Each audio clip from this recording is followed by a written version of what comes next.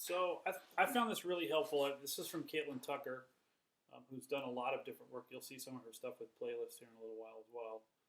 But she lays out these 7 strategies for synchronous online discussion. So if we're fully remote, for example, and you want to have a discussion with your class or a portion of your class, these are some of the things that she set out, which I think are really helpful, especially after trying some of this stuff myself kind of independently in March and April and May and not having as much success as I would have liked.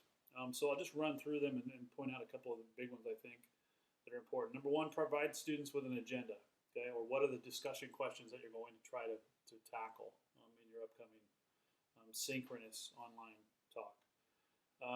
What are the expectations for participation and behavior online? I think some of us experience different, when it's kind of a wide open field, different people do different things on Zoom. Generating their own discussion questions. Are you inviting students to do that?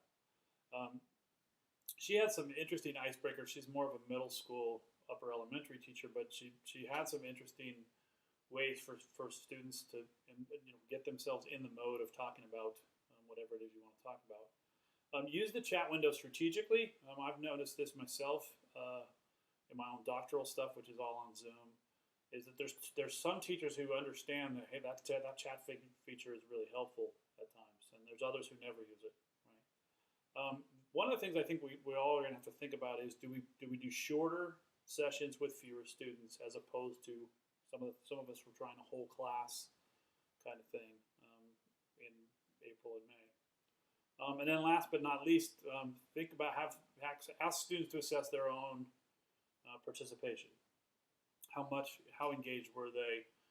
You can do some virtual fishbowl stuff where they're partnered with somebody else and they give each other feedback. Whatever. There's all kinds of different ways to do that. But I think, especially if we end up in a remote situation, it's really helpful to think about how do I want to structure this online synchronous scenario so that students have the most latitude and kind of box to do the kinds of things that we want them to do.